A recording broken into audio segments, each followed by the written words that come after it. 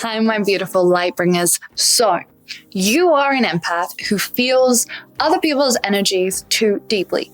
Before I get into today, which I'm going to teach you all about how to make sure you are no longer affected by this in the way that you currently are, so that you can actually use it as a strength rather than something that depletes you, drains you, and negatively affects your life, I want to remind you that being an empath is a gift. It is a gift, and I actually see it as a psychic gift. It is a psychic gift that you are lucky enough to have in this lifetime. The problem is, though, nobody's taught you how to use this psychic gift. Nobody's taught you how to leverage this psychic gift to create success in your life, to create success in business, to create success in healing, to be able to activate more psychic abilities, because that's what being an empath actually allows you to do. I use my empath abilities in my business to make more money, in my healing work, in my spiritual work, in my relationships. I'm so grateful for this gift I have of being an empath. But it wasn't always like that.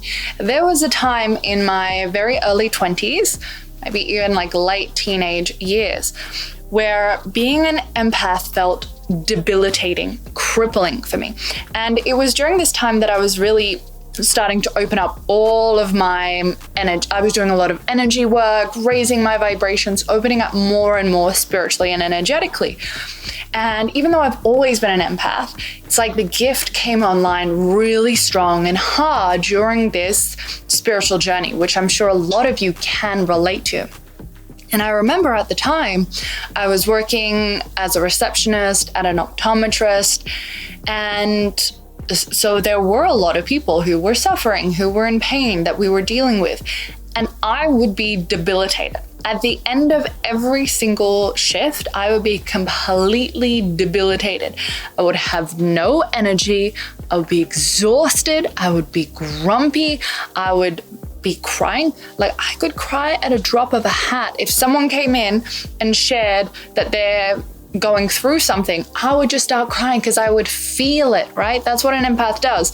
We don't sympathize, we empathize, we feel it all. We feel this other people's stuff as if it is our own.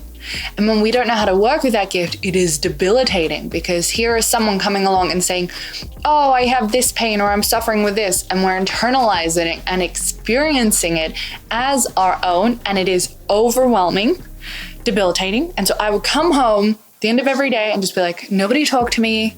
I go into my private space and just close my eyes, put on music, and be like, I can't talk to anyone.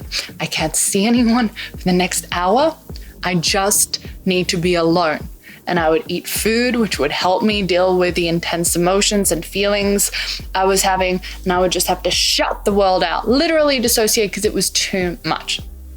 And this continued for many months, right? And it was debilitating. Like, if somebody went through something, I was crying. If somebody was feeling something, I was feeling it too. I was drained, exhausted every single day. And this was just life, I guess. I just was like, okay, I guess I'm just a spiritual, intuitive woman. This is life. But it was at this point I began to research and understand a little bit more about empaths and what an empath is. And it was also during this time that I was really diving deep into my energetic medicine studies. Now, when I began to see my empath gift as actually a gift and to work with it, it completely changed for me. Because something you've likely encountered, which I encountered as well, would be people saying, you've just got to protect your energy more. You're too open energetically. You've got to protect it more. So I would sit there and I would be like, protections. Protected as much as I could possibly protect it. Guess what? I still felt all the stuff. Because you're not supposed to protect your empath gifts from the world.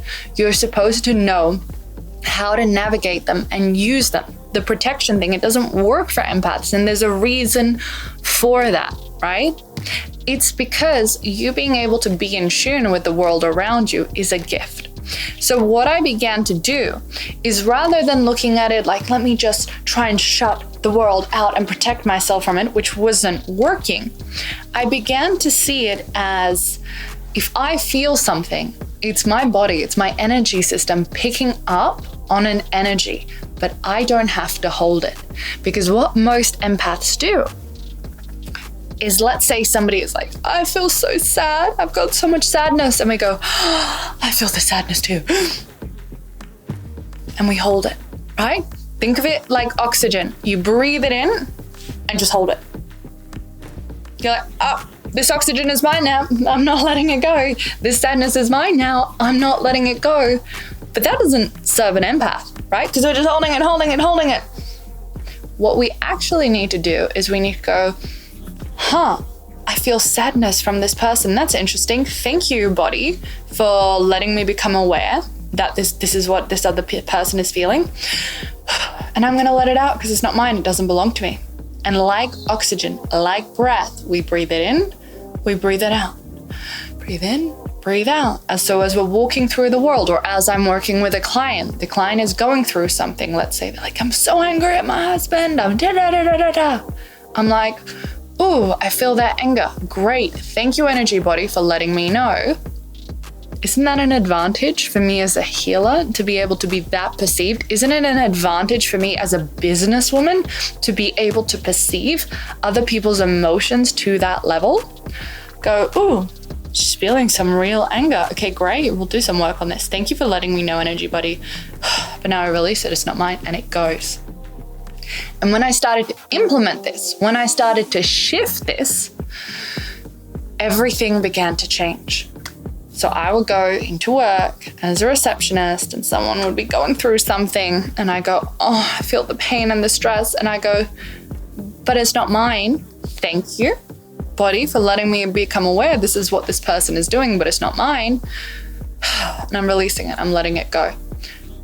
Empaths are not taught to use their gifts. So when we feel it, we hold it and we claim it as our own. But actually, it's just like oxygen. It's in and out. In and out. You can choose to release it. And this becomes not a thing you need to do at the end of the day, but conscious. As soon as you begin to recognize, oh, I'm feeling an emotion out of the blue, we want to breathe it out. Now, we really want to make sure you have a baseline, really good energetic emotional state. And that usually comes from the 3 pillars of energetic health, which is cleansing, grounding, and protecting. So if you're not doing that, that's really important to just be doing in general, because it's going to give you a nice energetic emotional baseline where you'll be very sensitive to like, this is how I normally feel. Oh, look, there's some anger. Oh, look, there's grief. Oh, look, there's sadness. And when you feel that, you get to breathe it out and let it go. Now, this is going to serve you day to day, right? As you're working with people, coming across people in different situations.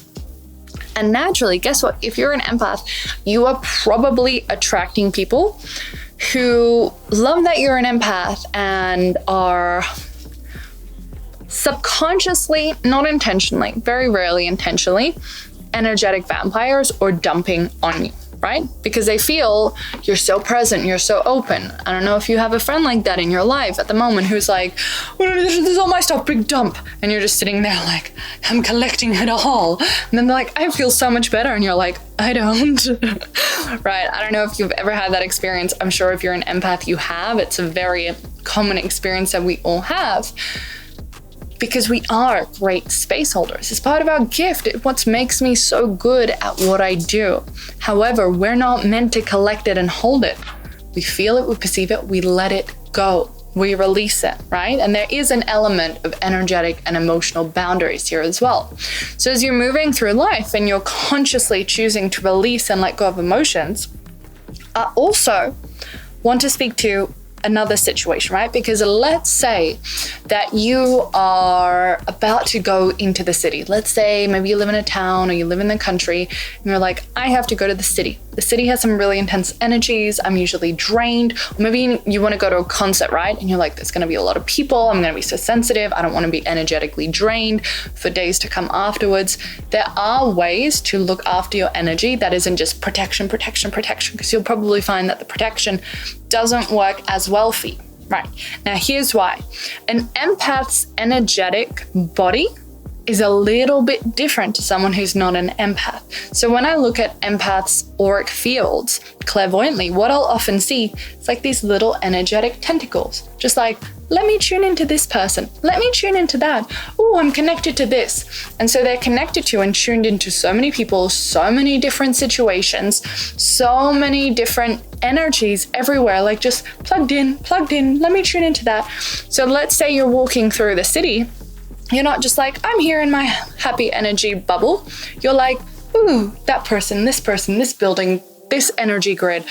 And you're tuning into everything. That's when it can feel overwhelming. So if you know you're going to be walking through a space where the energy is overwhelming, what you can go ahead and do is actually call in your energy body before you're about to go there. So let's say, like, right, I'm going to leave very soon and go off to a concert.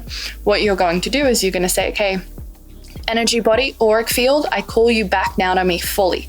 And I want you to visualize any tentacles, any of your energetic tentacles that have been plugged into any people, situations, places, coming all back to you, all of your energy returning back to you till you see it just 1 meter radius around you, all of your energy here with you. And then you can place a protection around it. And you can say to your energy body, all right, we're going to go to the city now, or we're going to go to a concert now. For the rest of the day, I don't want you adventuring out. You're just going to stay put, okay? I set the intention for my energy body, my auric field, to stay 1 meter radius for the next 24 hours, for example, right? You can do this every day. If you're very sensitive and you're like, I'm debilitated by my empathness, during your learning to work with it, you can do this every day. That's okay too. I did it every day as well when I was first starting to work with my empathness. And after I did learn to work with it, I never really worry about that now because I'm so good at working with the energy, but it's a muscle, right? It takes time and you will get good at it. So once you've called in that energy and protected yourself, it doesn't mean that you're not going to feel anybody else's stuff at all, right? Because that's still your nature. The truth is you cannot ever 100% fully protect yourself from that unless you completely somehow lose and get rid of the empath gift, right? Because it's your gift. It's what you came here to experience. Imagine if everybody in the world was an empath. Of course, everybody in the 5D is an empath because it serves humanity. It serves a collective consciousness. Of course, you are here to create that 5th dimensional state because you have these gifts. So it's not about trying to get rid of these gifts to fit into the 3D world. It's about learning how to work with them so you can hold the 3D world to a 5D standard because you're here to create that bridge. You're here to bring through the 5th dimensional frequencies, and part of that is embodying and using your empath gift. So remember, use it as a breath. As you feel someone else's energy, breathe it in and then breathe it out. Thank you so much for being here, beautiful soul. Let me know if you have any questions about being an empath. Let me know any shares you have about this. Remember to subscribe, like, and leave a comment. Blessings.